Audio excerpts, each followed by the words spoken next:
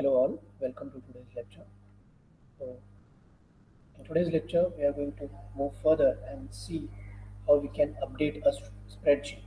Right? So, in the previous lecture, we saw what is a spreadsheet, what is a workbook, right? How we can access a particular sheet, what is an active sheet, right? How we can modify or change the values in a particular cell after retrieving that cell, reading the value, reading the spreadsheet itself, and also creating a new spreadsheet, right?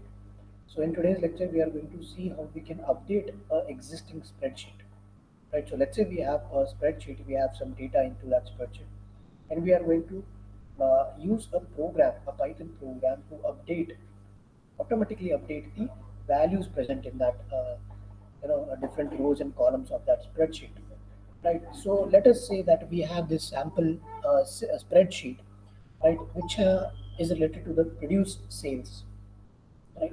So we have some produce items, that is some vegetables and fruits and other you know other produces that we usually see, and the cost of those produces, uh, also the cost per pound, that is the cost in the currency pound, and the pounds sold, right, and the total amount. So these are just the numbers. Don't worry about much about these values here.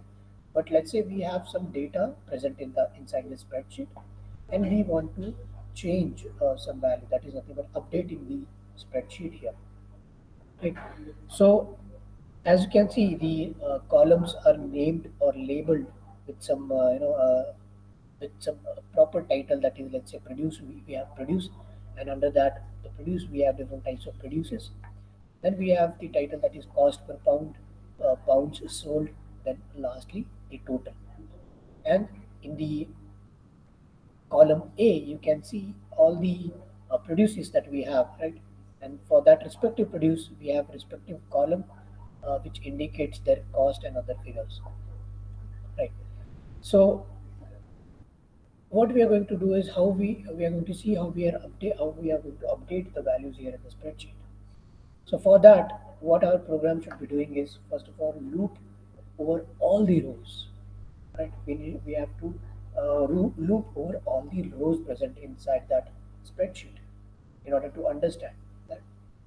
So if the row are some produces, then change the price, right? For example, if the row is for garlic or celery or lemons, then change the price. So this is just the task, like nothing specific. This is just the task that we are going to do. So we are going to identify the rows which has the name garlic, celery, and lemons. So wherever we see these names, we are going to change the price for that particular produce. So how we are going to make the program happen is, we are going to first open the spreadsheet. Right? We are going to write the code to open the spreadsheet file, and we are going to write the code for each row to check whether the value is a celery or garlic or lemon. Right? So once we identify that, if it is right, then we are going to update the price in that column B. Right? So the column B is price in pounds, right? If I have to show you the sheet again, that is cost per pound. So how much a potato cost for per pound, right? That's the value here. So similarly, all the other produces. So once we identify the rows which has the name celery, garlic, and lemon, we are going to change the price, right? We are going to update the price. That's the simple task that we are going to see. And once we are done with the changing the value, we are going to ultimately save the spreadsheet to a new file.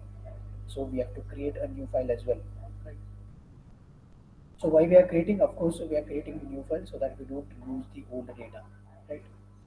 Okay, so first thing, to open the spreadsheet. Now let us, before that, set up a data structure with the update information. So what is the update value? Let's say we want to, the price that we need to update is, let's say celery is 1.19, garlic is 3.07, so lemon is 1.27. So these are nothing but value or prices in pound. Right. So let me show you the data. Yeah. So here is the garlic. Here we have celery, and maybe lemon will be there in the following rows, right? So we have to search for these rows in order to make the changes. So a simple if statement, that is if produce name is celery, change the cell object with the value 1.19, and similarly for garlic and for lemon as well. So this is just a simple statement. Now let us go ahead and use this to make the changes. So first thing first, declare the Python file name is just a comment that for our understanding. Import the OpenPyXL in order to use the functionality is provided by the OpenPyXL module, right? We open the workbook, we get the sheet, right? And then we are going to change, or we are going to update the prices for those produce types. So price updates is garlic is 3.07, celery is 1.19, lemon is 1.27, right? So these are the updated value. So once we update it, we have to check for all the rows and update incorrect prices. Right? So we are going to check the values for this celery, lemon, and as well as for the garlic. Right.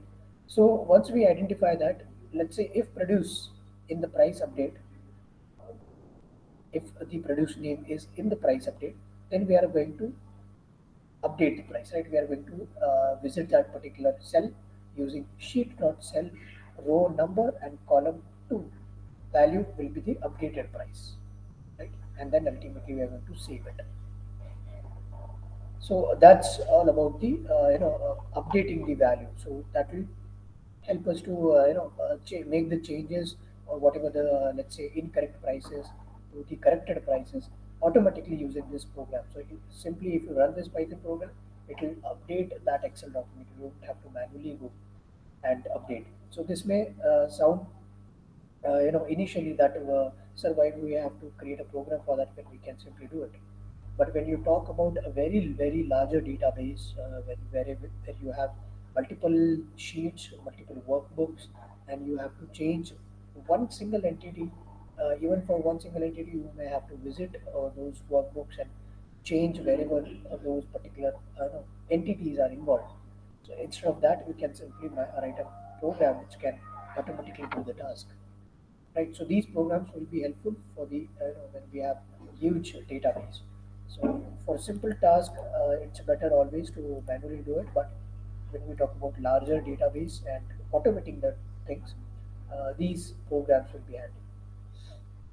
Now let us go ahead and see further more interesting things, like for example setting the font style of cells, right? So if you have to change a specific font style or size of a particular cell, for example, if you have to make it bold or maybe some different type of font, italic or underline something in this, so you may have to first import the font as well as style provided by the module OpenPyXL.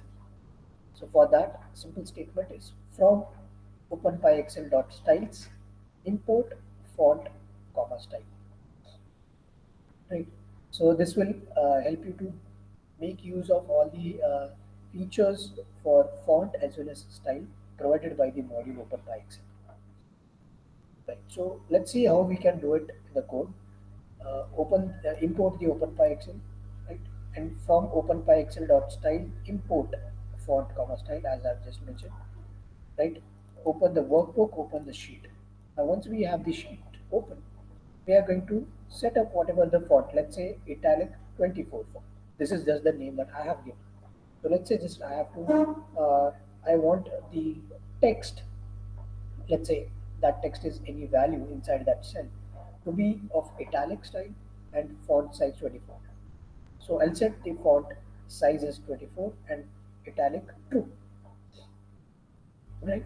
So style object is equal to style, font is italic 24 font. So that's our object right here. So once we do that, as you can see, let me show you the object diagram maybe. Yeah. So it will look something like this, right? 24 points italic. Now, before that, let us go ahead and see what are the font objects. What do we mean by font object, right?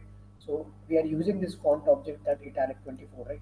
But how we can have those font objects? So for that, we have some keyword arguments for font style attributes, right? Uh, Yeah, so we have different keyword arguments here. We have the data type associated with that keyword argument, right? For example, let's say we have keyword argument called name, which is a string data type, which helps us to find which is nothing but the font name, such as let's say Times New Roman or any stencil or calligraphy, anything that you want to make. Size is of course the integer point, the point size. Bold is the boolean value, whether it is bold, true or not, right? True or false again. And similarly, italic, whether it is true or not, right? So yeah, this is the spreadsheet with custom font style, which I have just shown. Now, very interesting and very important aspect of the Excel document, that is formulas, right? I'm pretty sure a few of you must have experienced this thing, that how can you uh, make use of these formulas in that Excel sheet in order to save some time and manual work, right? So there are Excel is such a wide it provides such a wide usage that you can do lot of things with the Excel. Excel is itself in itself it's a software, you can say, right? So very important aspect of that is the formulas. So how do you put the formulas? Right, for example, let me open the Excel and show you. So this is a simple Excel document here. Let's say this is the workbook, and which has three sheets here, sheet 1, 2, and 3, right? And let's say if I have to put a particular formula, let's say if I have to put some values here, right? Maybe some random values. I'm just putting some random values here, and let's say I have to have the sum of all these values in the this row, right? So let's what I'm going to do is I'm going to simply put the formula, right? As you can see here, there's a formula. So the shortcut for it is, again, I can select this cell, I can simply use the equal to symbol, yeah, equal to, and I can just say sum, right? Sum of what? Sum of this, right? Let me demonstrate it once again. Sum, sum of this cell, right?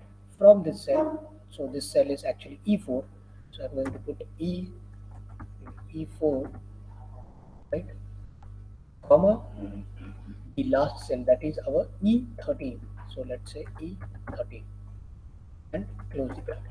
So once I hit enter, right? Okay. I have to. I'll give the range for it. So in order to this I've just added the sum from the cell E4 and E13. So if I have to sum up all the values here, what I can simply do it, I'll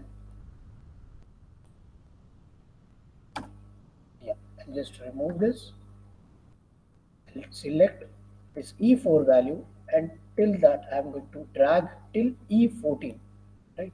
So and close the bracket. So once I hit enter, it gives me the sum of all the yeah, it's going to give me the sum of all the cells from E4 to E13, right? So that's the total here. This is just I'm sure you must have been already aware of these things. So those who are not, this is just a brief you know, way to explain you that how we can make use of formulas here in the Excel. But the point here is how we can make the Python do this, right? How we can make a program which can help us to do this, right? So yeah, this is the example that I was talking about. Let's say the total is this. So in this case, it is it. So if you have to have the total of all these values, the simple formula in the formula, as you can see, the earlier one we were getting the value as 8 because I have given as comma, right? So if I give sum E4 and E13 and comma in and hit enter, it is going to give me the value, that is the summation of cell E4 comma E13. So which is 6 plus 2, which is 8. So that's how you get the value 8 here. But if I have to get the value, the sum of pardon me, yeah, if I have to get the sum from the cell E4 to E13, I can simply replace that comma with the colon here, which will take me to the range, right? So when I hit enter, it will give me the sum of the range that is E4 till E13. That's the total here. Anyways, so let us go ahead and write a program for it which can help us to write the sum of a particular, let's say, a particular row, right, or a particular column. Yeah. So this is a simple statement. First things first, that is to import the OpenPy Excel workbook, open the workbook, you get the active sheet, right? Select that sheet with the label that is A1, which is, let's say, value 200, and A2 value 300. So if I have to write the sum of it, I'm going to simply put the formula here in the single quote, that is equal to sum A1 colon A2. So in this case, it is just two additions, that is 200 plus 300. So quite evident that answer will be 500, right? So once you view the value, that is sheet A3 dot value, you get the value here, that is 500. Right. So next thing is adjusting rows and columns. Now, this is again very interesting. By adjusting, I mean, let's say, setting the row height and the column width. Right.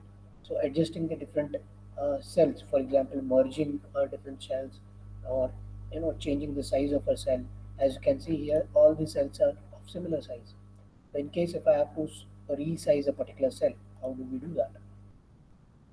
So let's say that I have to resize a cell A1 with a tall row, right? I'm going to name the cell A1 tall row and B2 wide column.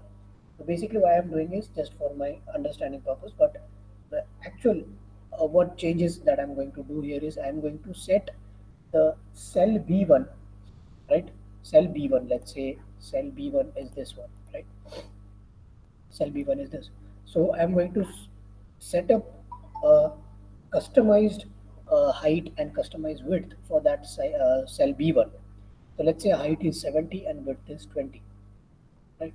So when I execute this, something I have the output which looks something like this. So B1, as you can see, it's tall row and wide column, right? So this is just for our labeling purpose that I've given tall row and wide column.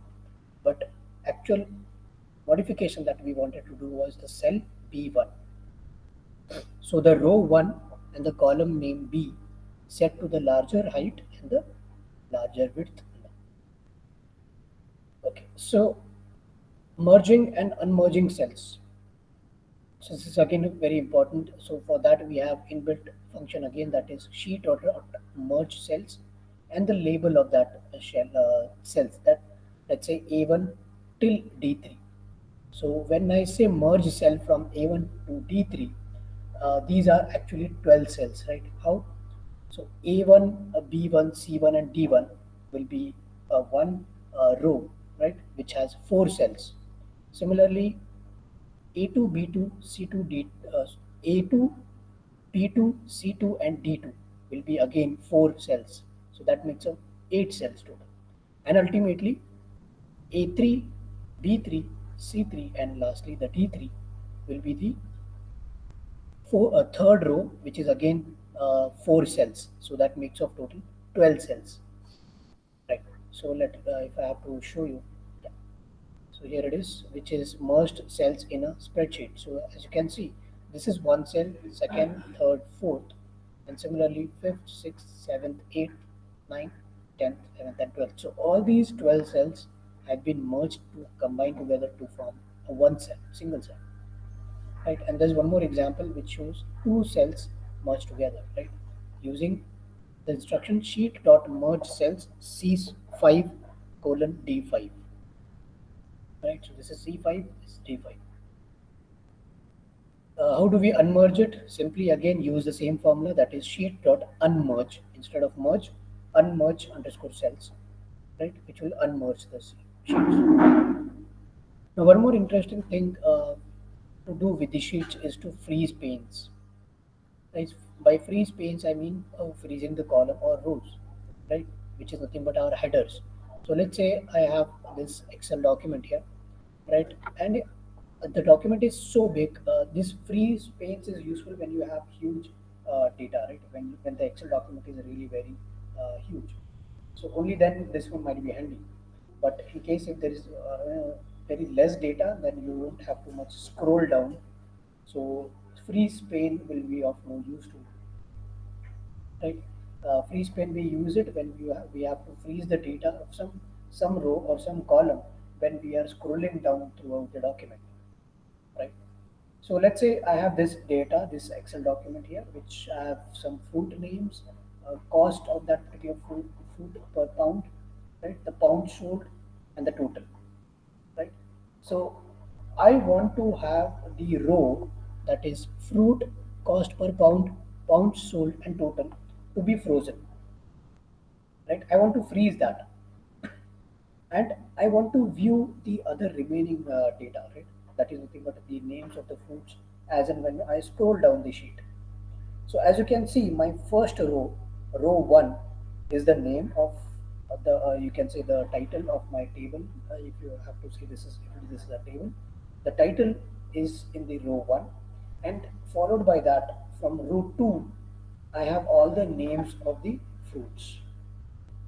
So let's say that there are around, as you can see, the values 1591, right? 1592, 1593, and so on. So these, let's say we have these many values for the column fruit, and I have to scroll down to view something. So as you can see that the first row is still frozen when I have visited the row 1591, 1592, and so on. So I have scrolled so much, but still the row 1 is frozen, right? So how we do that, right, is what we are going to see here. So let me go back and show you some examples of frozen pane, right? For example, sheet.frozen pane A2 will be row 1, B1 will be the column A, and so on. So hope you can make it out, these settings, right? So yeah. Okay. This brings us to the again important part, that is the charts. The charts in the Excel document.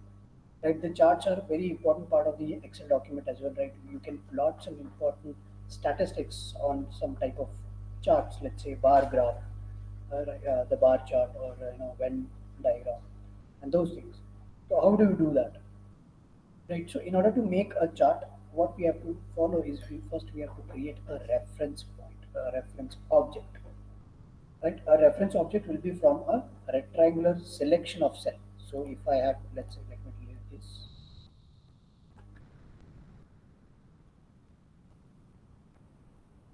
Right, so let's say I have to plot a graph, right, using some data which is present inside this cell. Or let's say if I have to, oh, okay, let's say if I have to plot the graph for this data right here, right? So there has to be a reference object for that, right? So reference object which is from the rectangular selected area, right? Reference object from a rectangular selection of cells. Second thing is to create the series object by passing with the reference object. For example, if my reference point is this, I have to have the series of the cells which can form this rectangle to create that chart. So once we have that series of object by passing these reference object, we can have the chart, right? And then we can create a chart object. We amend the series object to the chart object, and then this is optional that whether we want to set up a drawing top or left or width or bottom or whatever it is, right? So this is up to you whether however you want it, and ultimately we are going to add the chart object to the worksheet, which will give us the chart. So let us go ahead and see how we are going to do it, right?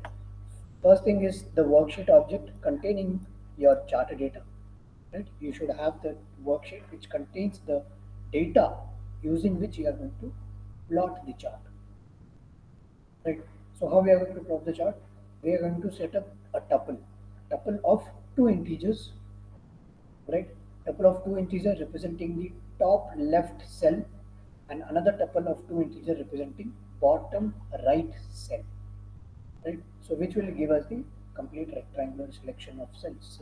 That will be our chart. So if I have to show you some example of these coordinate arguments, so let's say these are different examples. For example, let's say from left to right, this one example is 1 comma 1 to 10 comma 1. So if I have to show you here, Let me delete this. So if I select this cell, this is nothing but 1 comma 1 to 10 comma 1. So this is 1 comma 1 to 10 comma 2 now, 10 comma 3, 10 comma 4, right? And so on. So this is how we are going to use the tuples to create a rectangle. For example, here again, 3 comma 2 to 6 comma 4.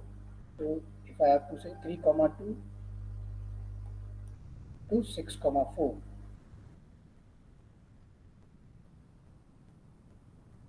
right? And so on. So let me do 3 comma.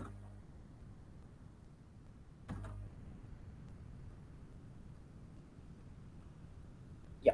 So this will be 3 comma 2 to 6 comma 4, right? And so on. So there are a lot of examples. Let's not get more into it. And single cell here, as you can see, 5 comma 3 to 5 comma 3. So that's our single cell. So that's the coordinate arguments, right? Now we are going to use this coordinate arguments in order to set up a chart.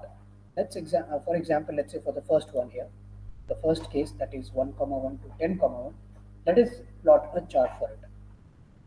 Of course, with some values, it should have some data, right? So let's say we put some data inside that chart, right? So as you can see here, we are going to put the data 1, 2, 3, 4, 5, 6, 7, 8, 9, 10. They are just integers, right? So first things first, import the module, open the workbook, get the active sheet, and traverse for each string, for each column, in order to create a reference object and open the chart with the reference sheets 1 comma 1 and 10 comma 1, right? Once we have that, we are going to give this is optional again, as I said. If you have to set up the position of that chart, let's say if I have to set up a chart in the center, somewhat in the center, I can give a drawing top 50 points, drawing left 100 points, drawing width is the 300, and drawing height is 200. So the output that I get is something like this, right? So this is the top 50, left 100, height 200, and width 300, right? And these are the values, right? So 1 comma 1 is 1, 2 comma 2 is 2, 3 comma 3 is 4, 3, 4 comma 4 is 4, and so on. 10 comma 10 is 10, right?